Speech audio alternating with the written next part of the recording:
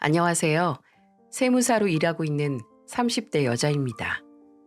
내 배려와 호의가 당연시 되는 것만큼 빈정 상하는 일이 없겠죠. 처음에는 분명히 좋은 마음으로 선의를 베푼 건데 어느새 그전보다 이상의 배려를 하지 않으면 내가 야멸차고 이기적인 사람이 되어 있는 겁니다. 끝내 내가 이런 소리 듣기 위해 그런 게 아닌데 이럴 거면 아예 처음부터 배려하지 말걸 이라는 생각까지 하게 되는 나를 만날 수 있습니다. 그리고 이내 사람이 자리 보고 발 뻗는다고 내가 내 호의를 괄시하고 당연시 여기는 저들에게 빌미를 제공한 건 아닌가 하는 생각까지 하게 되죠. 여기서 내가 할 일은 나를 당연시 여기고 마치 맡겨놓은 것처럼 뭐든 요구하는 사람에게 모든 걸 뺏기기 전에 완전히 내 삶에서 잘라내서 나 자신을 지키는 일일 겁니다. 물론 쉽지는 않겠지만 해내야 하는 일이기에 저도 한치의 틈을 내어주지 않고 뒤돌아서서 제 인생을 찾을 수 있었네요. 저는 대학을 졸업하고 바로 시험을 준비해서 세무사가 될 수 있었어요. 워라밸과 전문직이라는 걸 다 따져보고 결정한 직업이긴 하지만 그런 것보다도 저는 100% 적성에 맞춰서 결정한 진로이기도 했어요. 원체 돈 문제에 누구보다 단호하고 저만의 철학을 가지고 있었거든요. 아마 구두쇠로 소문난 저희 아버지의 조기 교육 덕분일 거예요. 돈은 돌고 돌긴 하지만 다시 내게 되돌아오리라는 보장이 없다.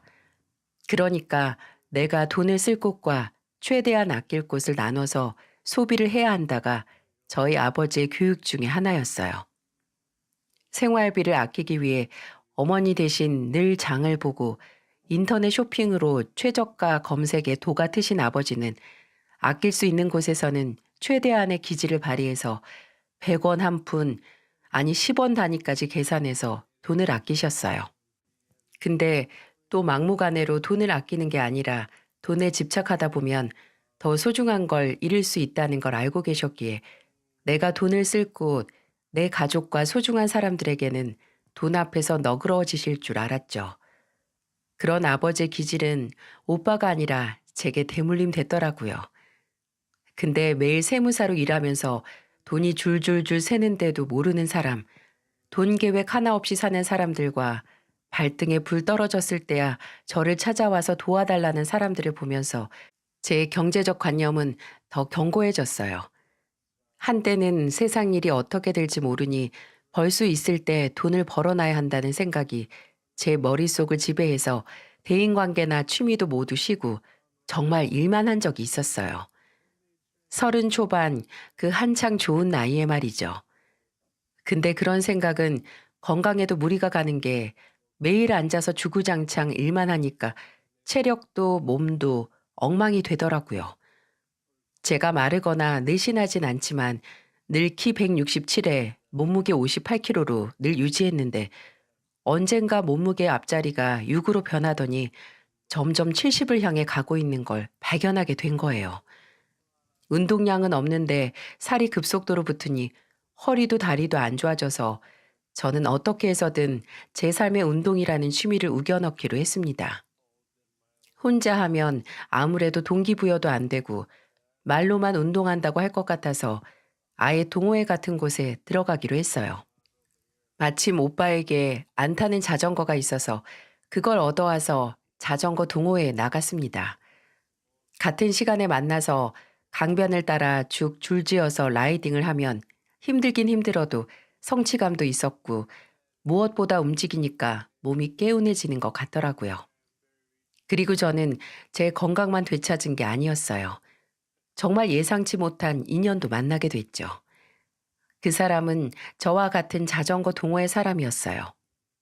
일렬로 줄지어서 라이딩을 하다 보면 주기적으로 앞사람이 뒷사람이 잘 따라오는지 체크하게 되어 있거든요. 어쩌다 보니 라이딩을 할 때마다 제가 그 사람의 앞줄에 서게 되더라고요. 처음에는 그냥 우연인가 보다 했는데 그게 2번, 3번, 4번, 5번이 되자 좀 신기한 겁니다. 그리고 처음으로 동호회 사람들끼리 뒤풀이 겸 회식을 하게 된 날, 그 사람이 늘 제 뒤에 있던 게 의도적이라는 걸 알 수 있게 됐죠. 그 사람은 알딸딸하게 술이 오른 목소리로 말했어요. 사실 저 매일 일부러 연희 씨 뒤에서 자리 잡는 거 아세요? 아, 정말요? 어쩌지? 아, 근데 왜요? 그냥 연희 씨가 가다가 수시로 제가 오나 안 오나 확인하는 게 기분이 좋더라고요. 챙김 받는 것 같고. 그래서 그랬어요. 연희 씨한테 챙김 받고 싶어서. 시청 공무원으로 저보다 3살 연상인 그 사람은 평소에 동호회에서 만나면 말수도 적고 굉장히 과묵했거든요. 근데 좀 친해지고 술이 들어가니 유머러스하고 굉장히 솔직하더라고요. 애교도 있고 저도 술이 들어간 터라 웃으면서 이런저런 얘기하는데 그때 번호도 교환하고 개인적으로 연락을 하기 시작했습니다. 서로 사는 곳이 멀지 않아서 동호회 사람들과 만나는 날이 아니어도 둘이서 만나서 식사 한번 하고 제가 집에서 가까운 가구점에서 좀 애매한 크기의 서랍장을 사서 배달비 아끼겠답시고 들고 온 적이 있었거든요. 근데 좀 들고 걸으니까 확실히 무겁더라고요. 그러다가 그 사람한테 전화가 와서 받았는데 제가 가구로 옮기고 있다고 하니까 거기 어디냐고 묻더니 5분 만에 택시까지 타고 튀어와서 들어줬어요. 그렇게 자연스럽게 얼굴 보는 일이 많아지자 서로의 마음을 공유하게 됐고 저희는 연인이 됐습니다. 그리고 만난 지 1년 8개월 만에 결혼을 했어요. 저는 그 당시 34이었고 남편은 37이어서 급할 게 없긴 했는데 저나 남편보다도 저희 어머니의 시간이 얼마 남지 않았었거든요. 어머니께서는 그해 위암 중기 판정을 받고 수술을 받으셨었어요. 수술은 별탈 없이 잘 마무리가 됐고 열심히 항암 치료를 받으셨긴 하지만 그래도 사람이 마음이 불안하잖아요. 그때도 물론 어머니께서 병마를 잘 이겨내시고 오래 사실 거라고 믿어 의심치 않았지만 내게 확신이 있고 마음도 있다면 얼른 제가 결혼하는 모습을 보여드리고 싶었어요. 원래 남편과는 만난 지 1년 정도 지났을 때 자연스럽게 결혼 이야기가 나오긴 했어요. 그리고 어머니께서 암 판정을 받으셨고 조금 결혼식을 당기기로 했습니다. 남편도 시댁에서도 그런 제 의견을 이해해 주셨고요. 저는 남편과 결혼에 대한 어느 정도의 확신도 있었고 처음 찾아간 시댁도 문제가 없다고 생각했는데 그때는 딱 한 가지 거슬리는 게 있긴 했네요. 바로 시누이였습니다. 그 전에 남편과 시댁 관련해서 얘기를 하다가 시누이에게 아이가 넷이나 있다는 말을 들은 적이 있거든요. 어머, 애가 넷이야? 아직 30도 안 되지 않았어? 27인가 8인가. 그렇긴 한데 다 진영이 애가 아니야. 둘은 진영이가 22일 때 결혼해서 낳은 애들이고 둘은 이혼하고 재혼한 남자가 데려온 애들이야. 와, 굉장히 다사다난하게 살았구나라고 생각을 했어요. 그때는 무슨 문제가 있는지도 모르고 그저 운이 없었나 보다. 살다 보면 그런 일도 있을 수 있지.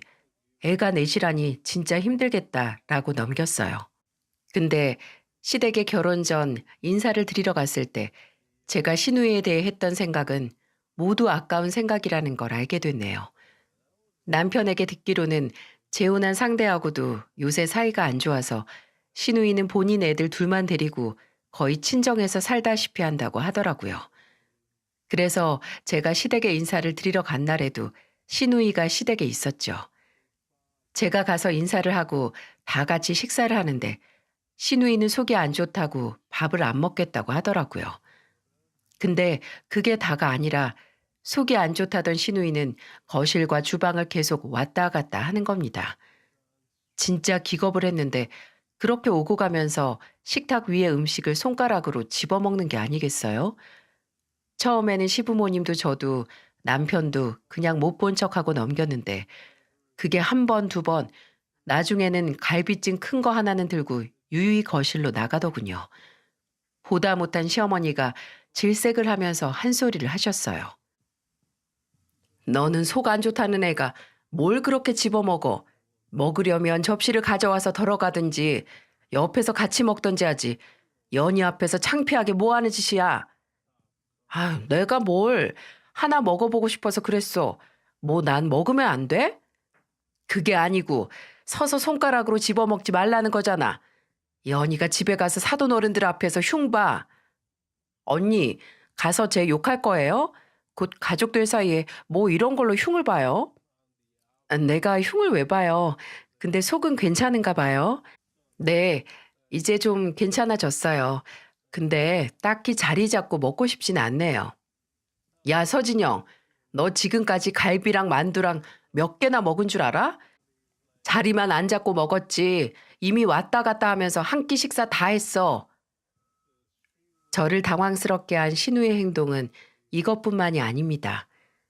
시부모님과 저와 남편이 식사를 끝내고 거실에서 과일을 먹으면서 이런저런 대화를 하고 있었는데 방 안으로 들어가 있던 그 대화를 깨고 갑자기 신우이가 본인 아들을 하나 데리고 나오는 겁니다. 아, 엄마, 이게 어떻게 된 거야? 이거 봐, 이거. 희준이 목에 상처. 이거 어떻게 된 거야? 어제까지만 해도 없었는데 왜 갑자기 이런 게 있냐고. 아, 그거 오늘 희준이 어린이집에서 데려오면서 들었는데 애가 오늘 어린이집에서 친구들하고 놀다가 생겼다고 선생님이 그러더라. 깊은 상처도 아니고 좀 빨개진 거라 아까 연고 발라줬어. 아유, 넌 그게 무슨 큰일이라고 이래. 엄마는 그걸 믿어? 다른 애들이 그랬는지 어린이집 선생이 그랬는지 어떻게 알아? 서진영, 너 그 목소리 안 낮춰? 너 아까부터 손님 와 있는 거 안 보이냐고. 아, 그게 뭐? 내 아들 몸에 상처가 났는데 이거 그냥 못 넘어가. 전화해서 CCTV라도 확인해야지. 아, 진짜. 엄마 왜 이런 걸 진작 말 안 해줬어? 벌써 저녁이라서 지금 전화해서 따지면 나만 밤늦게 연락하는 진상 학부모 되잖아. 아무리 봐도 지금도 충분히 진상인데 신우이는 목소리도 크고 때와 장소를 구분 못하고 지 말만 하는 이기적이고 아나무인한 성격에 인성도 그리 좋아 보이지 않았어요. 이런 생각하면 안 되는데 왜 한번 이혼을 하고 지금도 거의 별거에 가까운 생활을 하고 있는지 알겠더라고요. 남편도 제가 보고 있어서 더 화가 나는지 아직도 사태 파악을 못하고 지 말만 하는 신우이에게 뭐라 하긴 했는데 진짜 제 동생이었으면 반 죽여놨어요. 신우이는 인성뿐만 아니라 무능력하기도 했습니다. 그전에는 계약직이나 아르바이트 일만 전전하다가 시댁에서 물심양면으로 대출을 받아서 네일샵을 차려줬대요. 남편에게 듣기로는 그것도 거의 반년 동안 차려달라고 도와달라고 신우이가 난리를 쳐서 받아낸 거라고 합니다. 차려줬으면 성실하게 일해서 돈이라도 잘 벌지. 아주 멋대로 열고 싶을 때 문 열고 문 닫고 싶을 때 문 닫고 쉬어서 벌이도 시원치 않다고 해요. 저로서는 정말 이해를 못할 수준이었죠. 밑이 빠진 장독처럼 시누이 탓에 시아버지께서 커튼 시공 일을 하시면서 버는 돈도 족족 다 새어나가고 시댁에서는 저와 남편의 결혼에 정말 10만 원도 도움을 못 주셨어요. 시어머니께서도 작지만 국밥집을 운영하셨는데 저와 남편이 결혼할 때쯤 코로나로 장사가 안 돼서 폐업 단계까지 가면서 생활이 더욱 어려워지셨죠. 근데 신혼집은 어차피 아버지께서 막내딸 결혼한다고 도움을 주시기도 하셨고 제가 모은 돈과 함께 5억짜리 아파트를 제 명의로 매매하기로 했기에 크게 문제는 없었습니다. 근데 신우이는 첫 번째 결혼은 물론 두 번째 결혼과 그 후에도 다달이 생활비나 돈이 필요할 때마다 시댁에 손을 벌려서 뭐든 받아내는데 남편은 같은 자식인데도 도움 하나 못 받는 게 안쓰러워 보이긴 했어요. 남편도 벌이가 그렇게 여유롭지 않아서 그런 점들 때문에 조금 의기소침해 보이기도 했고요. 그래서 오히려 더 제가 먼저 돈 쓸 곳이 있으면 나서게 된 것 같네요. 어차피 이제는 가족이고 경제 공동체인데 더 벌고 더 여유 있는 사람 있으면 뭐 어때요? 생활비는 공동으로 모으고 집은 나중에 아이가 생겼을 때 천천히 공동 명의로 하자고 서로 동의를 했어요. 그 후 상견례를 했고 저희 어머니는 그 당시 항암치료 중이시기에 머리가 좀 빠진 상태라서 가발을 착용하고 상견례에 참석하셨어요. 수술도 끝나고 좀 호전된 몸 상태에서 참석할 수 있다고 다행이라고 하셨죠. 어머니의 몸 상태는 정말 좋았고 남은 치료를 받으시면서도 씩씩하셨네요. 아버지께서는 어머니 건강이 다시 예전처럼 좋아진다면 전 재산을 모두 바쳐도 좋다고 생각하셨죠. 어머니는 그런 가족들의 마음에 조금이라도 보답하기 위해 무리가 가지 않는 운동도 한 번 빼먹지 않고 다니셨어요. 그랬기에 제가 결혼한 지 1년이 채 지나지도 않았을 때 어머니 몸 상태가 급속도로 안 좋아지고 끝내 암과의 싸움에서 어머니께서 지고 말았을 때 충격은 이만저만이 아니었죠. 충격적이고 절망적이었어요. 얼마 전까지만 해도 치료가 끝나면 어디로 여행을 가고 싶다, 몸이 안 좋아지면 뭘 배워서 일을 해보고 싶다고 하고 싶은 게 아주 많은 어머니가 그렇게 눈을 감으시다니 믿고 싶지가 않았어요. 어머니의 장례를 치르면서도 현실 같지가 않았고요. 장례식이 끝나고 어머니를 납골당으로 모시고 아버지와 오빠와 어머니의 물건을 정리하면서부터 점점 정말 어머니가 내 곁을, 우리 가족의 곁을 떠났다는 생각에 서서히 제 속 안에 있던 기둥 하나가 뿌리째 뽑혀서 무너지는 것 같았네요. 앞으로 10년은 거뜬히 건강하게 사실 거고 그만큼 함께할 시간이 있다고 믿었는데 누구도 이렇게 될 수도 있었다는 의심 한 통 하지 않았던 터라서 더 충격적이었고 인생이 참 더덥고 허무하다는 생각까지 들더군요. 근데 어머니를 보내드리고 그 슬픔이 다 정리되기도 전에 한 가지의 문제로 남편이 저를 힘들게 하는 게 아니겠어요? 저희는 결혼 전부터 결혼하고 1년 정도 시간을 가지고 임신 준비를 하자고 얘기를 했었어요. 근데 예상치도 못하게 어머니께서 돌아가셨는데 제가 임신 준비를 할 의지가 생기겠냐고요. 하지만 남편은 계획대로 아이를 가져야겠는지 눈치도 없이 행동을 했습니다. 저는 그 당시 그럴 기력도 기분도 아니라서 피했죠. 하루는 또 자기 전에 다시 임신 문제에 대해 이야기를 꺼내길래 진지하게 말을 했어요. 여보, 아직 우리 어머니 돌아가신 지 석 달도 안 지났어. 그런데 나한테 체력이나 기력이 남아있겠어? 조금만 나한테 시간을 줘. 나도 내 감정 좀 정리하고 정리가 되면 그때 당신한테 말할게. 당신 솔직히 말해봐. 사실 장모님 돌아가셔서 그럴 기분이 아니라는 건 핑계고 그냥 이 집 명의 나랑 공동 명의로 돌려주기 싫어서 수쓰는 거지? 이게 대체 무슨 소린지 여러분은 알아들으시겠어요? 그렇습니다. 저희가 결혼 전에 1년 정도 뒤에 천천히 아이를 갖고 그 후에 집 명의를 공동으로 바꾸자라고 얘기를 했던 건 맞아요. 근데 그게 서약서로 날짜를 정해서 이행을 해야 한다, 꽝꽝 도장을 찍은 게 아니라 상황이 따라주지 않으면 부부 사이에 좀 미룰 수도 있는 거잖아요. 근데 막 어머니를 잃은 제게 너 핑계지? 명의 바꿔주기 싫어서 이러지? 이렇게 묻는 게 말이나 됩니까? 그 얘기를 듣는 순간 정이 뚝 떨어지고 진짜 질린다라는 게 뭔지 실감이 나는데 저는 표정을 숨기지 못하고 성질을 냈어요. 그게 지금 할 소리야? 무슨 감정도 생각도 없는 짐승이니? 내가 뭐 영영 안 바꿔주겠대? 당신이야말로 뭐가 그렇게 급한데? 배우자가 부모가 돌아가셨는데 당장 임신이 문제고 집 명의를 당신 이름 들어간 공동 명의로 바꾸는 게 더 중요해? 당신이야말로 공동 명의 하려고 애가 짜고 하는 거 아니야? 그런 말이 어딨어. 아니, 나는 더 중요하다는 게 아니라 그 전에 약속을 했으니까. 내가 어련히 바꿔줄까. 우리가 앞으로 몇 년 같이 살 유예를 정하고 사는 사람들도 아닌데 혹시나 내가 약속 안 지킬까? 집 명의 못 바꿀까 봐 무서워 죽겠어? 진짜 질린다. 어떻게 그래? 어떻게 이런 상황에서도 당신 입장이 우선이야?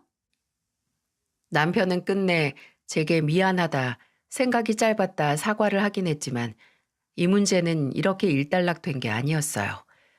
후에 조금이라도 다툼이 일어나면 바로 남편은 집 명의 문제부터 꺼냈습니다. 그렇게 나를 무시하니까 여태까지 명의 안 바꾼 거 아니냐. 너 지금 네 명의인 집이라고 유세 떠냐. 집 없는 사람은 서러워서 살겠나. 이럴 거면 뭐하러 결혼했어. 믿지도 못하면서. 등등 아무 때나 상황과도 관련 없이 집 명의 문제를 꺼내 사람 속을 긁었어요. 근데 여러분, 사람이 계속 재촉을 당하면 더 하기 싫어지는 심리 아시죠? 또 동시에 왜 남편이 이리도 공동명의에 목을 매는지 미심쩍더라고요. 상황 판단 못하고 그저 본인 입장만 중요하게 여기는 게 지 동생이랑 똑 닮았어요. 어머니가 돌아가시고 사람 인생이 한 치 앞도 모르고 어떻게 될지 모른다는 걸 뼈저리게 실감한 저이기에 더욱이 그런 남편의 행동에 의문을 품을 수밖에 없었죠. 그래서 더 당장 공동명의로 바꾸지 않겠다고 말을 했어요. 명의 문제로 저와 남편의 감정의 골은 날이 갈수록 깊어졌고요. 남편은 시비를 걸다가 또 이렇게 끝낼 수 없겠다는 생각이 들긴 하는지 나중에는 본인이 먼저 수그리고 사과를 했거든요. 하지만 그것도 찰나고 반복되니까 사람이 지칠 수밖에요. 심지어 이런 저희의 싸움에 다른 사람까지 끌고 들어오긴 했어요. 한 번은 또 대판 싸우고 남편이 이틀 동안 집을 나간 적이 있었어요. 나이 40이 거의 다 돼서 가출을 한 겁니다. 지 집이 아닌 곳에서 살 수 없다고 하고 나갔어요. 연락도 한 통 없어서 어디 찜질방이나 친한 친구의 집에서 자나 보다 했는데 돌아오는 주말에 남편이 집을 나가 어디로 갔고 누구에게 저와 있었던 일을 본인에게 유리하게 전했는지 알 수 있었네요. 현관문 도어락이 열리는 소리가 나서 남편이 집에 온 줄 알았는데 시어머니께서 주말 아침부터 저희 집으로 당당하게 비밀번호까지 누르셔서 들어오신 거더라고요. 어? 어머님, 어떻게 들어오셨어요? 그리고 이 시간에 무슨 일로? 어떻게 들어왔겠니? 문 따고 들어왔지. 준호가 알려줬다. 아주 애가 꼴이 말이 아니더라. 속상하고 억울해서. 너 여기 와서 앉아봐라. 이게 대체 무슨 일이니? 상스럽게 말이야. 결혼하고 얼마 지나지도 않아서 고작 명의 문제로 싸워? 목구멍까지 그 상스러운 문제 어머님 아들이 먼저 얘기 꺼낸 건데요. 라는 말이 차올랐지만 애써 삼켰습니다. 그리고 애써 침착하게 조곤조곤 설명을 했어요. 저도 싸우기 싫어요, 어머님. 이 문제로 왜 싸워야 하나 싶기도 하고. 근데 남편이 당장 안 바꾸면 어떻게 될 것처럼 굴잖아요. 저는 조금 시간 지난 다음에 아이도 생기고 천천히 무슨 문제가 생기는 것도 아니라서 그렇게 말을 해도 안 듣고 오히려 저를 몰인정한 사기꾼으로 모는데 저도 화가 나죠. 아니 그럼 그냥 바꿔줘도 되잖니. 어? 너야말로 명의를 공동으로 하면 무슨 일이라도 생기니? 하늘이 무너지기라도 해. 네? 막말로 너 지금 우리 아들 못 믿어서 그러는 거잖아. 우리 아들이 뭐가 어때서? 세상에 준호 말고 믿을 사람이 어디 있다고. 공무원이라서 직장 안정적이지 성실하지 믿을만하지. 뭐가 어쨌다고 죽어도 못 바꿔준다고 고집이야.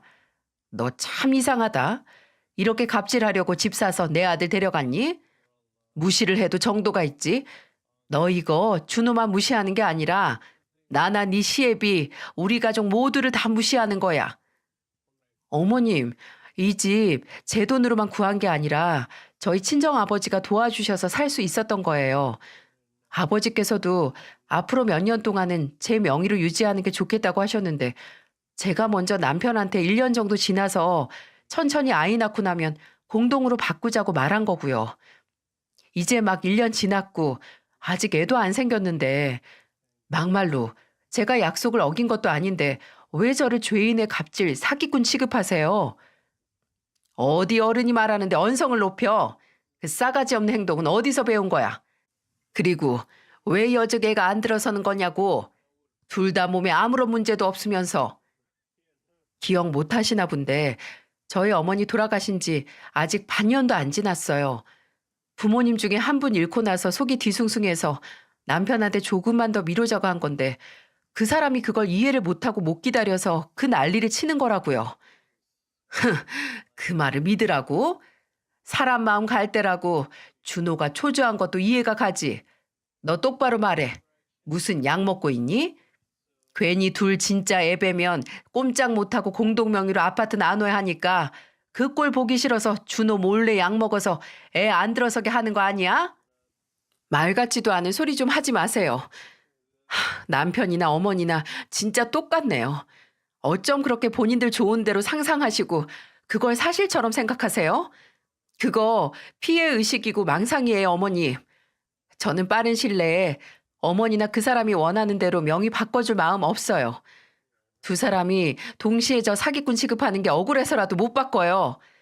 그러니까 그런 줄 아시고 이제 남편하고 저 둘 사이 문제에 어머님도 끼어들지 마세요. 막말로 이 집 하는데 어머님이나 남편 돈 100원이라도 안 들어간 건 사실이잖아요. 뭐 맡겨둔 것처럼 권리 행사하는 거 제 입장에서는 도저히 납득이 안 되네요. 이제 이 싸움은 저 혼자와 남편과 시어머니가 편을 먹고 하게 됐습니다. 예전에는 남편이 집 문제로 툴툴거리고 시비 거는 것만 감당하면 됐었는데 이제는 시어머니까지 합세해서 모든 집 명의로 귀결시켜서 사람을 쪼아댔어요. 그래도 남편은 저랑 얼굴 맞대고 사니까 자중하고 싸우면 먼저 사과를 했는데 시어머니는 전혀 뜻을 굽히지 않으셨어요. 한 번은 명절에 시댁에 가니까 사람을 아예 투명인간 취급하시는 게 아니겠어요? 그래서 저도 투명인간처럼 아무것도 손 안 대고 있었습니다. 그러니까 마치 들으라는 듯이 허, 시집 와서 정승마냥 가만히 있는 며느리는 또 처음 봤네 라고 하셔서 저는 그냥 웃으면서 혼잣말로 정승같이 대하셔서 정승마냥 있었는데 또 뭐가 그렇게 불만이실까? 라고 말했어요. 또 다른 날에는 시어머니가 아는 지인분이 세금 문제로 급하게 물어볼 게 있다고 시어머니께서 제게 연락을 하셨었어요.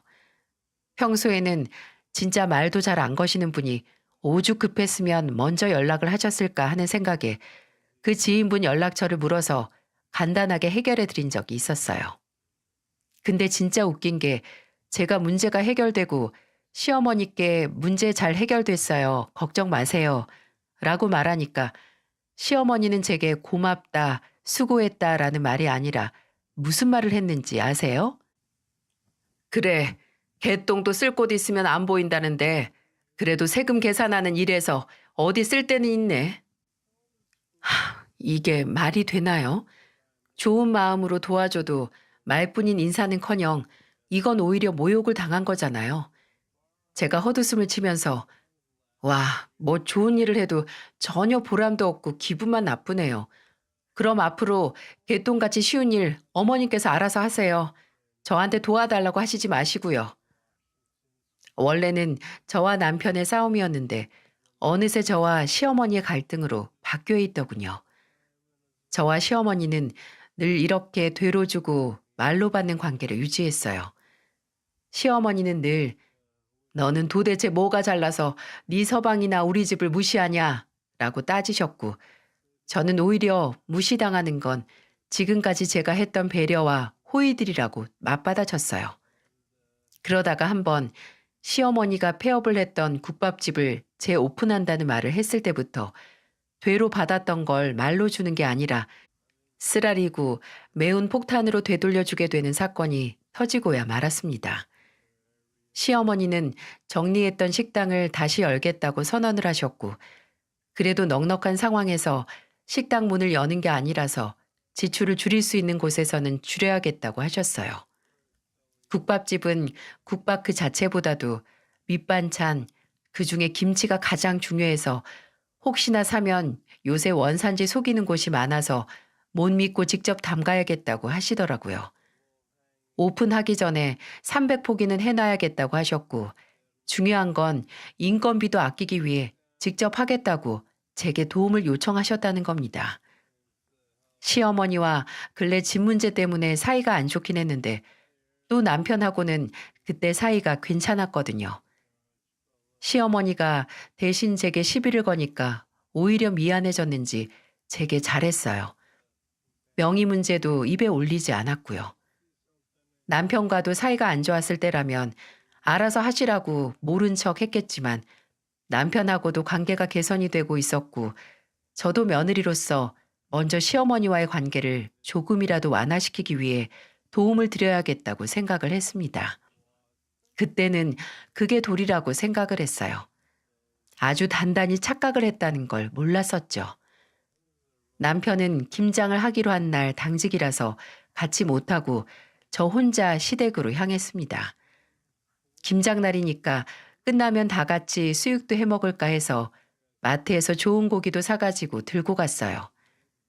도착한 시댁 거실에는 이미 절인 배추가 산더미처럼 쌓여서 있더라고요.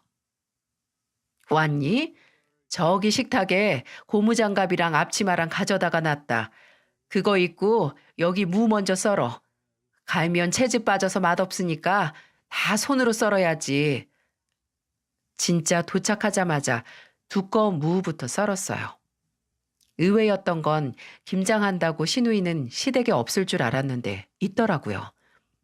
그래도 본인 어머니 고생하는 거 두고 볼 수 없어서 집에 있나 보네 했는데 퍽이나 시누이는 앞치마는 패션으로 입고 있는 건지 갑자기 무가 달다고 하면서 제가 썰고 있던 무를 가져가서 우걱우걱 먹고 거실 소파에 드러누워서 지적질만 하는 게 아니겠어요? 언니, 거기 너무 듬성듬성 썰었어요. 간격이 안 맞잖아요. 이 정도는 괜찮아요. 그리고 거슬리면 아가씨가 와서 직접 썰면 되겠네요. 말로는 뭘 못해요. 제가 그렇게 말해도 시누이는 엉덩이를 소파에서 아예 떼지 않았습니다. 시어머니가 풀을 쓰고 김치 속을 준비하시면서 종종 시누이에게 뭐 좀 옮겨달라고 큰 소리로 부를 때만 민기적거리면서 움직였어요. 그렇게 속이 준비가 되고 이제 300포기의 배추를 버무리는 일만 남았네요. 근데 이상한 게 어느 순간 거실에 저 혼자만 남아있는 게 아니겠어요?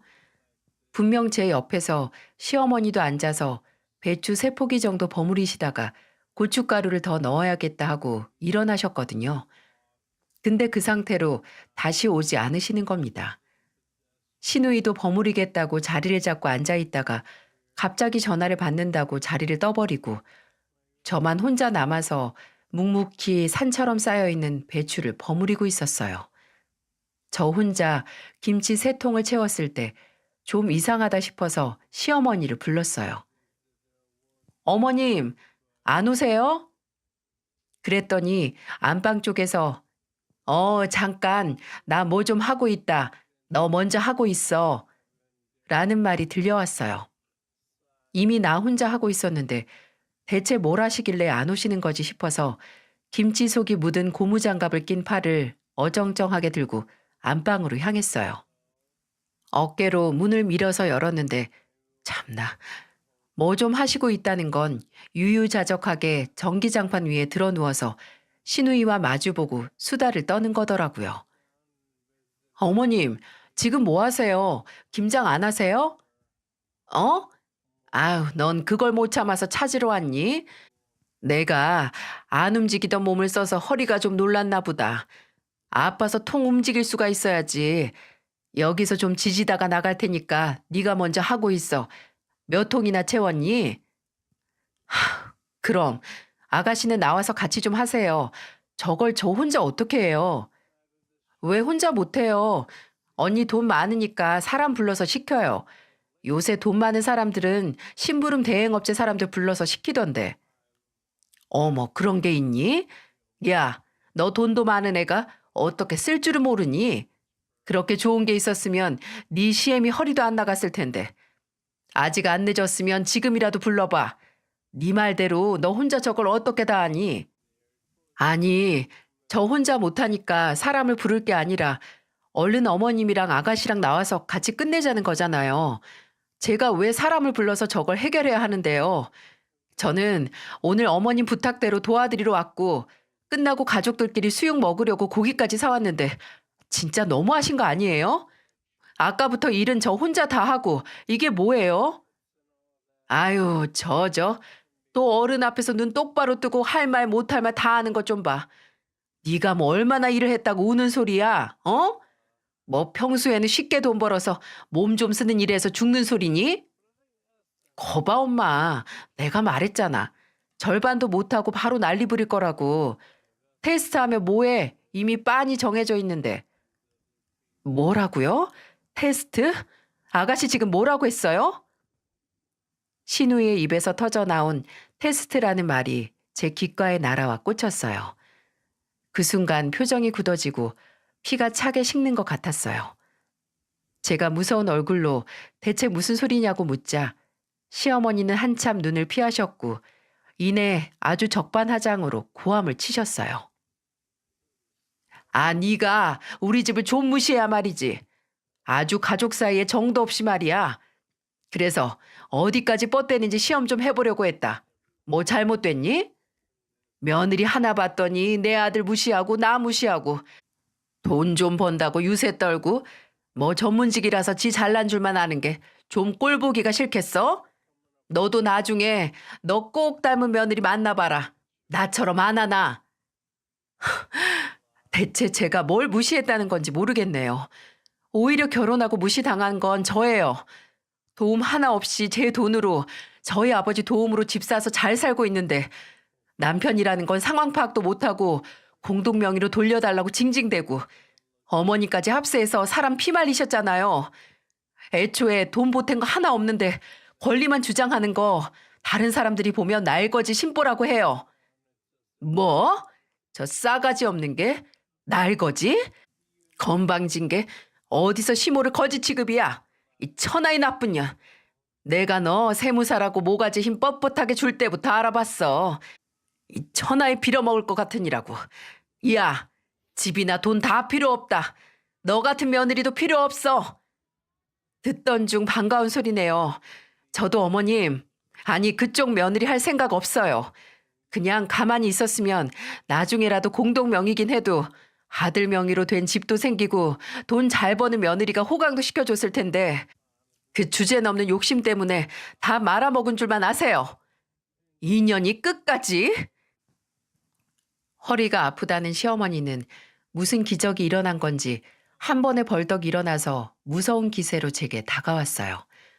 그리고 정말 벌처럼 팔을 뻗어서 제 머리채를 낚아챘어요. 그리고 마구잡이로 흔들기 시작했죠. 눈앞이 핑글하고 돌았습니다. 순간 속이 울렁거리고 이 소나기에서 벗어나야 한다는 마음밖에 들지 않았어요. 그래서 일단 팔을 뻗었는데 여러분 기억하시죠? 저는 김장을 하다가 온 거라서 양손에는 고무장갑이 껴져 있었고 그 고무장갑은 새빨간 김치 속 범벅이었어요. 그 상태로 팔을 뻗었으니 결과는 정해져 있었죠. 머리채가 잡힌 탓에 시야가 머리카락으로 반쯤 가려졌고 바닥밖에 안 보였는데 제가 팔을 뻗은 순간 날카로운 비명소리가 울려 퍼지기 시작했어요. 아, 아우, 아이고 내 눈, 아이고 매워 죽겠네. 물, 야 진영아, 물 가져와, 물. 매운 고춧가루가 섞인 김치 속이 그대로 시어머니 얼굴에 버무려진 거예요. 김장하러 가서 배추를 버무린 게 아니라 시어머니 얼굴을 버무리고 온 꼴이 됐네요. 시어머니는 순간 얼굴과 눈이 화끈거리게 맵고 따가웠는지 발을 동동 구르면서 제 머리를 잡고 있던 손에도 힘이 풀리기 시작했어요. 저는 그 기회를 놓치지 않고 시어머니 머리채를 마주 잡았습니다. 아, 너 이거 안 놔? 진영아, 이 인연 좀 나은 데서 떼놔. 아니, 먼저 물 먼저 가져와라. 엄마 얼굴 쓰라려 죽겠어. 이 미친년이 지금 뭐 하는 거야? 너 당장 그 손 안 놔? 이제는 시누이까지 합세했습니다. 짧은 팔을 저한테 들이밀면서 다가오는데 저는 얼른 또 잡힐까봐 상체를 뒤로 물렸고 그대로 반대쪽 팔을 시누이 얼굴로 뻗었습니다. 그리고 마침내 눈에 들어갔잖아. 진짜 미친 거 아니야? 따가워. 눈 매워 죽겠네. 아유, 그래서 이 엄마가 물 먼저 가져오라고 했잖아. 야, 너 이거 안 놔? 알겠으니까 이거 놓으라고. 처음에는 놓으라고 고래고래 소리를 지르다가 점점 제발 놔달라, 세수만 하고 오겠다, 살려달라고 비는 목소리에 웃음이 터질 뻔했네요. 저는 김치 속이 범벅이 된 고무장갑을 낀 양손에 꽃, 아니 양손에 시어머니와 신우의 머리채를 동시에 잡고 말했어요. 그러니까 누가 먼저 폭력을 쓰래요? 어디 상대도 안 되는 것들이 쌍으로. 어디 한번 매운맛 좀 봐보던가. 그 구질구질한 속까지 버무려지는지 좀 보게. 그렇게 한참을 양손에 시어머니와 신우의 머리채를 잡고 흔들어 댔던 것 같아요. 지금까지 차올랐던 울분을 모두 그걸로 풀었습니다. 하지만 몇 분이 흘렀을까 시어머니와 신우의 비명이 옆집까지 다 들렸나 봐요. 난동으로 신고가 접수가 돼서 경찰까지 출동을 했더라고요. 경찰이 시댁에 도착해서 초인종을 눌렀을 때야 맵디 매운 싸움이 끝이 날 수 있었고 저와 시어머니 신우이는 아주 사이좋게 셋이서 경찰서까지 가서 조사를 받았어요. 시어머니와 신우이는 무슨 살인 미수다 뭐다 하면서 저를 당장 고소한다고 했는데 저는 당당하게 노동력 착취와 정당방위를 주장했어요. 별다른 조치도 없이 가정 내 불화로 훈방 조치가 돼서 별 문제는 없었는데 진짜 문제는 바로 이 사건을 들은 남편의 태도였어요. 시어머니와 신우이에게서 대체 무슨 말을 들은 건지 남편은 그날 제가 집에 도착하자 무서운 기세로 따지고 들더군요. 대체 무슨 짓을 한 거야? 어떻게 우리 엄마랑 진영이한테 폭력까지 쓸 수 있어? 무슨 헛소리를 하는지 모르겠는데 먼저 머리채 잡힌 건 나고 2대1로 큰일 날 뻔한 것도 나야. 당신 어머니랑 동생이 멍청하게 내 손에 뭐가 있는 줄도 모르고 덤벼서 피 본 거지. 그걸 지금 말이라고 해? 아무리 엄마가 너한테 먼저 달려들었어도 어느 며느리가 같이 싸워. 그것도 뭐? 김치 속으로? 내가 진짜 쪽팔려서. 쪽팔릴 짓은 내가 아니라 당신 가족이 먼저 했어. 애초에 김장한다고 나 부른 것도 나 시험하려고 부른 거래. 내가 진짜 어머님이나 당신 무시하나 안 하나 시험하려고. 무슨 말도 안 되는 소리야. 너 그걸 믿어? 당신 엄마랑 동생 입에서 나온 말이야. 나도 쪽팔려서 믿고 싶지도 않아. 근데 진짜 당신도 참 당신이다. 그래도 요새 잠잠해서 괜찮나 했는데 그냥 그런 척 했던 거네. 끝까지 당신이나 당신 가족은 잘못한 게 없지? 우리가 뭘 잘못했는데 너는 그 나이에 다시 일하신다는 우리 엄마랑 또 이혼할지도 모르는 내 동생이 불쌍하지도 않냐? 네 고집이랑 욕심 때문에 피해본 건 나야. 나. 할 수만 있다면 지금이라도 사기 결혼으로 고소하고 이혼하고 싶어. 아니, 차라리 말 나왔을 때 끝내자. 이혼해, 이혼. 어차피 나 믿지도 않으면서 뭐하러 같이 사냐? 이 김에 갈라서자. 갈라서자고.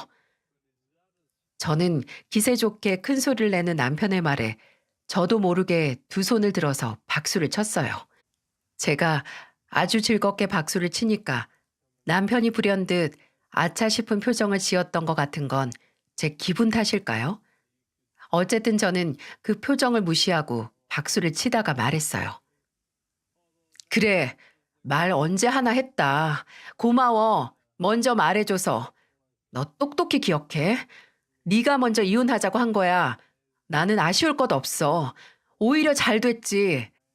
이제는 틈만 나면 어떻게 해서든 내가 우리 아버지 도움받아서 산 집 지분 가져가려고 노리는 인간이랑 헤어지면 나야 마음 편하지.